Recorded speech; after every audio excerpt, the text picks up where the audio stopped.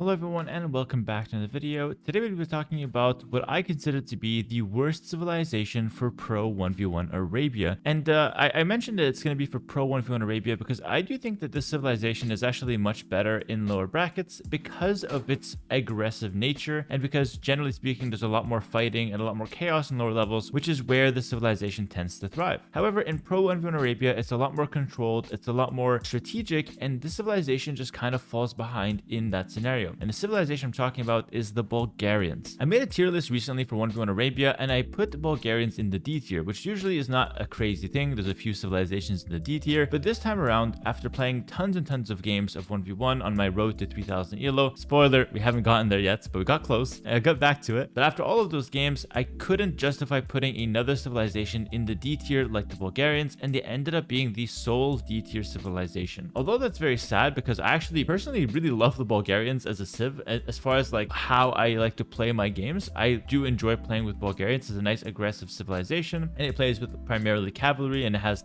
one of the best hussars in late game. So it has a lot of things that I thoroughly enjoy. But unfortunately, the way the civilization ends up playing out is kind of just bad. It's unfortunate that it just falls behind and pretty much loses to every other civilization one way or another. Now, I do think there's some contenders for like worst civs in the game. Like Dravidians is definitely, hauling ass to be the worst civ in a lot of situations. But even with the Dravidians, I feel like they've got a lot more diversity that they can go for. And I think that they have a easier time transitioning from age to age than the Bulgarians do. So even though Bulgarians have, a lot more power than the Dravidians have on a land map, I just feel like Dravidians are slightly easier to play and have a couple more win conditions available to them throughout the game. Don't get me wrong, Dravidians will still be bottom of C tier as in that tier list video, but for now let's talk about the Bulgarians. Now, why exactly are Bulgarians not suitable for Pro 1v1 Arabia? The first point I really want to talk about here is that they get no natural eco bonus, no savings. The only thing that they get is they save 50 stone on town centers, but even that requires you to make a town center. They don't just get things for free, and they don't just get extra resources that they can decide where to spend it on, or discounts that are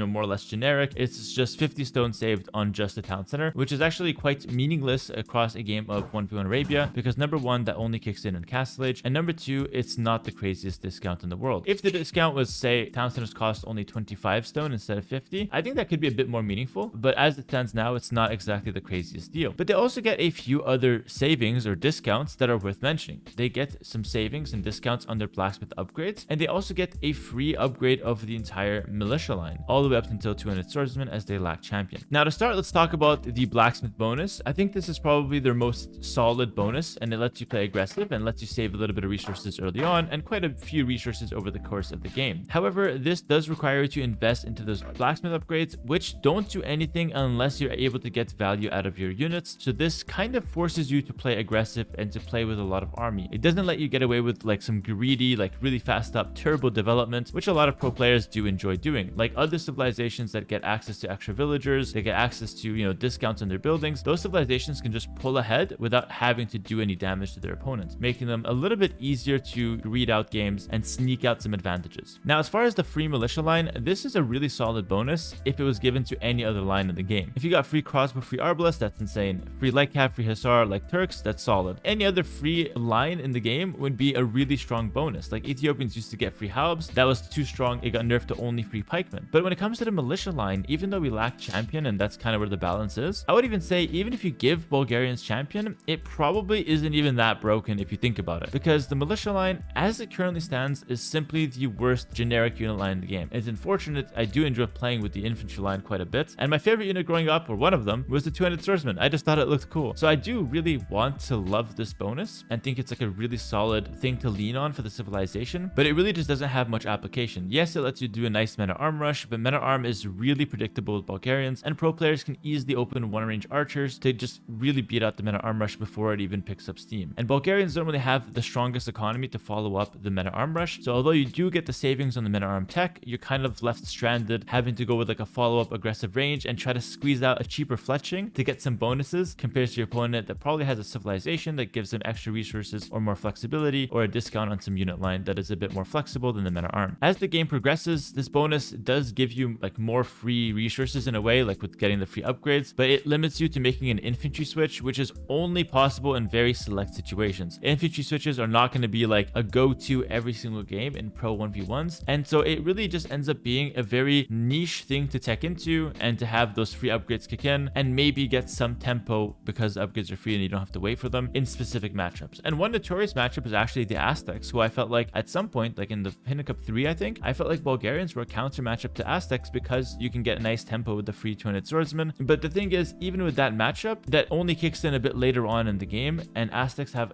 quite a few tricks up their sleeve to deal with you before then. And that's not even me considering Aztecs to be, a crazy civ in their own right. So in that one specific matchup, you can see that, okay, the 200 swordsman line can come in as a nice transition to counter eagles. And there's a couple other matchups that it definitely helps, but for the most part, it's really just not the craziest bonus. And so this is the problem with some of these infantry civilizations. Because infantry is in a weak state and a lot of their bonuses are geared towards infantry, they are naturally lacking options compared to some of the other civilizations. They get their bonuses applying to just better or more versatile or more meta relevant units. Another thing I want to talk about the Bulgarians that's kind of come up a bit more recently is that they're simply not suitable for the fast up meta, which is like fast up archers, fast up scouts, and they die to CA quite heavily. Now, number one, they're not suitable for fast up meta because that kind of shuts down their men at arm rush. They can go up fast, but if the other guy is one pop faster and going for archers, he'll easily shut down the men at arms. And if you switch to skirms after, he can easily make a scout transition. The archers can counterattack you. The men at arms just find zero value. And that's kind of the issue I have with going men at arms in general at the moment. And on top of that, even if you get through the feudal age and even if you get some damage done, I feel like the cav archer meta that we're in right now, which is basically players going cav archer to counter light cav play, really shuts down Bulgarians a second time in Castle Age, because Bulgarians feels like the perfect civ to go light cav, maybe some knights, and go forward with some crep posts to gain map control. But against cav archers, this is just simply not possible. The cav archers will kite down all the light cav, all the knights. They'll also start raiding you and forcing you to deal with the cav archers at your own base. And going for skirmishers, you get no bonus for it. Going for siege, you get no bonus for it. Going for monks, you don't have the craziest monks. So they don't really have any quick counters to cav archers besides generic units like generic scorpions or generic mangonels. And those are just not enough in a lot of cases. And on top of that, because you don't have the craziest economy, if you're forced to deal with cav archers, you don't really have a nice angle to try to outboom the guy and try to like get to the next age faster, or try to sneak your way to like a counter unit with more economy. All of these solutions to cav archers that other civs have, Bulgarians still have them. It's just a little harder to do because you're lacking an economy bonus. Just to really hit this economy bonus home, if you consider a civilization like Vikings, just to give you an extreme example, they get free wheelbarrow and free handcarts. If they're ever faced with them starting out with a scout rush or men at arms, and then they get dealt with cav archers in Castle Age, and they're on knights for whatever reason, they can easily make a switch to elite skirmisher because they have a faster working economy, therefore more resources floating in the bank, and you can make that decision. Same situation with Bulgarians, and you don't have extra resources, you don't have free handcart. Instead, you don't have anything for skirms. All you have is free longswordsmen. So you understand here the difference between an economy bonus and a military bonus, and especially when that military bonus is for a niche unit and kind of like a bad unit overall, problems start to occur, especially in pro games where they will punish your lack of economy bonus. All that being said, I still think Bulgarians are a really fun anti-meta civ, and I still enjoy them. I can't help myself. I just think the idea of playing with cav, running around raiding, dropping crep posts, and playing a map control game is really fun. My solution to the bad men at arm setup is to not bother with men at arm at all. Instead, I like to do an aggressive scout rush and try to get fast forging from the blacksmith, so I save like 75 food, and try to make use of that cheaper forging to do damage on my opponent and to kind of outplay him and gain an advantage that way. And as far as dealing with CA, my solution has just been to somehow turtle with skirmishers and try to survive with a mix of skirmisher, ballistic, and crep post until I can get to a Hussar late game and try to squeeze out the CA player and maybe make him run out of gold. So in conclusion, there has to be a worst civ in the game, at least subjectively. Like if I had to, give a worst civ in the game, at the moment, I think it's Bulgarians, but I don't think it's the craziest thing where you just can't win with Bulgarians. Again, especially at lower elo brackets, you absolutely can win. In fact, I would even argue that they're quite good at lower elo brackets because Krepos rushing is basically like a mini castle forward, easier to get to and just as effective, and that's a really good strategy for lower elo brackets. And even for mid elo brackets, map control tends to be very, very solid, and knight play is usually just dominant over archer or cav archer due to the player's micro capabilities. It just so happens at the top level, I'm only playing archer micro nerds and they have cav archers and I can't chase them down. So instead, I become a cav archer nerd and I do the same thing. Unfortunately though, and one last point to address, if you try to go cav archers with Bulgarians, you're once again met with the situation that it's fine, except you get no bonuses for it. So you're just doing generic cav archers. If the opponent has any kind of savings for cav archer or for any archer upgrade or for ballistic upgrade, anything at all, they will get an advantage over you and you will kind of fall behind. All right, that's gonna do it for this video, guys. Let me know what you guys think about the Bulgarians. Let me know some success stories about the Bulgarians in the comments below. Come on, tell me something good about the Bulgarians to counteract some of the negativity I've been experiencing in my own games. Maybe I gotta drop some elo and just enjoy the Bulgarians somewhere else, but you know, the road to 3K has really brought out the worst in people, and unfortunately the worst in Bulgarians as well. Thanks so much for watching. Hope you guys did enjoy. Make sure to support me on Twitch and Patreon if you guys want more content. Twitch for live streams, Patreon for exclusive guides and builders on how to get better at the game. And as always, thank you for watching and have a great rest of your day. Peace.